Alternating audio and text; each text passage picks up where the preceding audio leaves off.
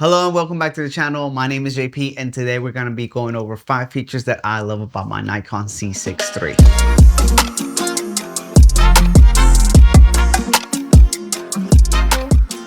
Feature number 1, and this is in no particular order, has got to be the Nikon recipes. The Nikon recipes are pretty much just the built-in LUTs that you can load into your camera. It is a little tricky to load the LUTs, but they do an amazing job. One of the ways that I love to use the Nikon recipes is whenever I'm shooting concerts, conferences, weddings, and music videos. Sometimes I'll take a couple of pictures and I'll give it to my client in the moment, and they get really surprised and they love it because that gives them the ability to be able to upload it as a story or as a 15-second reel or whatever they can use it however they want to. But you as a creator, it gives you the ability to just give it right there in the moment without having to edit. Now, you do have to take the picture as a JPEG and the video has to be as an MP4 in order for them to use it in the moment. But like I said, this is not a finished product. This is just something for your client to be able to upload into their stories, into their social. And I'm telling you, that just gives it the chef's kiss because they see that you're efficient. They see a glimpse of what you're going to be able to deliver in the final product. So Nikon recipes, if you haven't used them, you're sleeping on them. Feature number 2 has probably got to be the NLog log format. I've worked with different logs before, and a lot of them are really hard to grade, especially Sony. I know I'm probably gonna get some hate from the Sony fanboys, but I'm telling you guys, if you haven't tried a Vlog, if you guys haven't tried Blackmagic Raw, if you guys have not tried the NLog that Nikon's offering, you are sleeping on it, and you guys don't know the pain that some of us shooters have grading that S-Log 3. But I'm telling you guys, the NLog is very flexible, very easy to adapt to other camera profiles. And I mean, it's a win because that makes the ability to be able to use the Nikon system or Nikon camera with other cameras. I mean, it just comes in clutch. And I'm telling you guys, it's hard matching cameras sometimes. And even though there is some plugins that you can use to be able to match the cameras, it's still not the same. But like I said, for me, that's a win. Coming from the Lumix system, Vlog is very easy, very adaptable. Whenever you start color grading and you put if you and you turn the log to a Rec 709, I mean, it's a very good foundation to start working from there and then color matching to another camera. And I feel like I'm not really missing anything whenever I started to use NLog, because I believe that it also gives you that really good starting foundation and you won't struggle as much, because sometimes, I mean, it'll take you an hour 45 to an hour in order to match just one camera. And I mean, this is just a time saver. Feature number 3 is that it does not overheat. A lot of camera companies sometimes throw a whole bunch of features into the camera, and then when you take it out to the field, it starts to overheat. And that's not something that you really want, especially if you're shooting podcasts or an event that requires you to shoot for long periods of time. It's not good for you because then you have to tell the client that you can't shoot, or you have to wait until the camera like cools down and so you can begin to shoot again, and it's just a waste of time. And I'm telling you, it doesn't look very professional whenever you're out there in the field.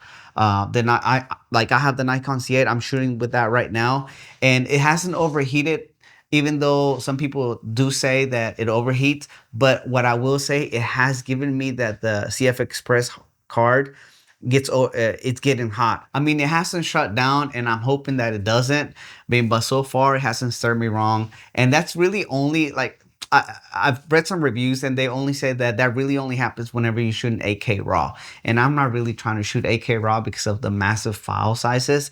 But anyway, this is not about the Nikon Z6iii. This is about Nikon Z6 III. The Nikon Z6 III does not overheat, so that's a big win. Feature number 4 has gotta be the dual memory card slot. But this is one of those features that you like, but you hate. I like it because it's got the dual memory card slot, but I hate it because one of them is a CF Express Type B and the other one is just a regular SD card. Unfortunately, you can't record simultaneously on both of the card slots because the NRAW codec is very large. It requires a card that has very fast writing speeds to be able to keep up with the NRAW. And unfortunately, the SD card just does not cut it. What I like to do on the CF Express Type B is that I like to designated just for video, then video only, and then the SD card, that's where I do all my pictures, so that way I can keep them separate. I would hope, and if Nikon listens to this eventually, even though I'm just starting out, but if they happen to be listening, maybe in the future they can do a firmware update where it allows you to record,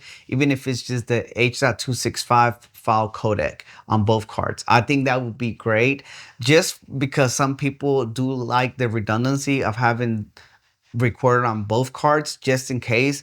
Because I'm telling you, the worst thing that you can give to a client is when you call them back and say, hey, the file was corrupted, or hey, it didn't record well, or somebody might have deleted, formatted one of the cards and you didn't offload your project or something. I mean, I don't know, a lot of things can happen, but at least you have that security that if you do record in H.265, at least there's a backup, if you're like one of those guys that likes the redundancy. I personally haven't had an issue with recording in just one slot, but you never know, it might be just a matter of time. But trust me, I don't want it to happen. I try not to skimp out on the memory cards. You want a fast enough card to be able to keep up with the codec and what the camera is spitting out. Feature number 5 has got to be the ergonomics of the camera. My very first camera was a Nikon Z6iii, and I remember just grabbing the very first time the grip, and I'm telling you, it's just like, it's very beefy. It feels just good in the hands.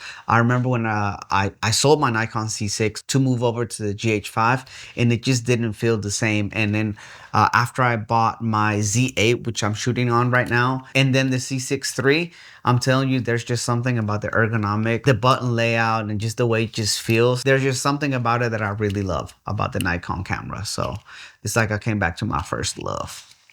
And last but not least, it's a bonus, is the price. Man,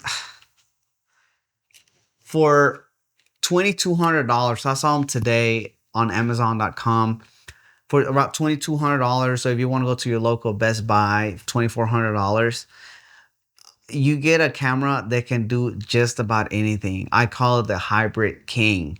For the price, it's unbelievable the amount of features that you get with the camera. And I've even found them on Facebook Market for about $1,700. Now you tell me another camera that can record RAW, ProRes, ProRes HQ, H.265, H.264 for $1,700 full frame. You can't. 120 frames per second, 4K, 60 frames per second raw. You can't. $1,700 used. And a lot of people, I mean, just keep in mind, this thing came out not too long ago, just a couple of months ago, and you can find them for as low as $1,700. And that's just what I've seen. I mean, you can probably find them even cheaper if you really look for them. To me, those are just 5 of the features that I love about the Nikon Z6iii. That's it for today's video. Thank you for watching. I'll see you guys next time.